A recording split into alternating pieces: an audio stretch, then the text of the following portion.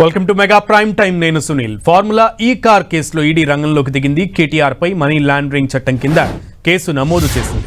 ACB FIR ఆధారంగా ఈ case నమోదు చేసిన ఈడీ విదేశాలకు డబ్బు లావాదేవీలపై విచారణ జరపనుంది.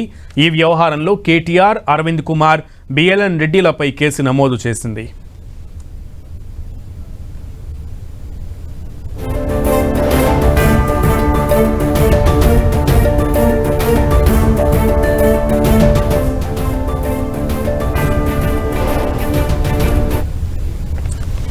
ఫార్ములా ఈ కార్ రేస్ కి సంబంధించి ఈడీ కూడా ఎంటర్ అయింది. దీనికి సంబంధించి పూర్తి సమాచారం మా ప్రతినిధి సునీల్ అందిస్తారు. సునీల్, ఈ కార్ రేస్ కేసులో ఇప్పుడు ఎన్ఫోర్స్మెంట్ డైరెక్టర్ అధికారులు రంగంలో దిగింది. ఈ రోజు ఉదయం అటు ఈడీ ఏసీబీకి లేఖ రాసినటువంటి ఈ ఈడీ అధికారులు ఈ కొద్దిసేపు క్రితమే ఈ కేసులో ECR enforcement case information report కింద ఎఫ్ఐఆర్ నమోదు చేసింది. ఇందులో ప్రధానంగా కేటీఆర్ తో పాటు మరోవైపు ప్రిన్సిపల్ గతంలో హెచ్ఎండి సంబంధించినటువంటి అధికారిగా ఉన్నటువంటి అరవింద్ కుమార్, అదేవిధంగా హెచ్ఎండి మాజీ చీఫ్ ఇంజనీర్ గా ఉన్నటువంటి బిఎల్ రెడ్డి ముగ్గురుపై కూడా ఈసీఆర్ నమోదు చేసింది ఈడీ అధికారులు.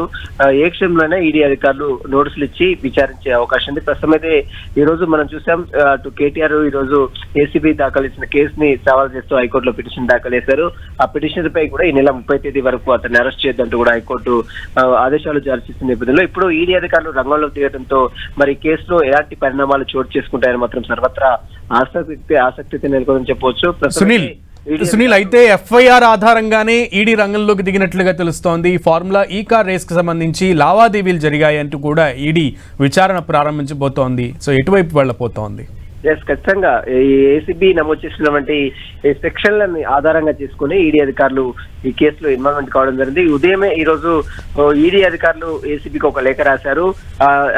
సంబంధించిన ఎఫ్ఐఆర్ డీటెయిల్స్ అన్ని కూడా తమకు సమర్పించాలి, అసలు ఏ విధంగా అక్రమాలు జరిగాయి, ఏ విధంగా ఎవరెవరు ఇన్వాల్వ్మెంట్ అయింది, ఎవరి మీద కేసులు నమోదు చేశారు, దీనికి సంబంధించిన పూర్తి వివరాలు సమర్పించాలని ఈ రోజు ఈడీ అధికారులు ఏసీబీ అధికారులకు లేఖ రాయడం, ఆ తర్వాత వారు ఏసీబీ అధికారులు ఇచ్చిన రిప్లైని బేస్ చేసుకుని ఈ రోజు ఈడీ అధికారులు ఈసీఆర్ కింద ఎన్ఫోర్స్మెంట్ కేసు ఇన్ఫర్మేషన్ రిపోర్ట్ కింద పిఎంఎల్ యాక్ట్ కింద ప్రస్తుతం అయితే పోలీసు ఈడీ అధికారులు కేసు నమోదు చేసుకోవడం జరిగింది.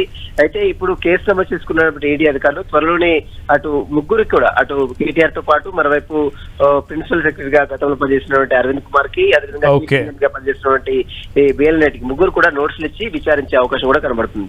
Okay Sunil, thank you.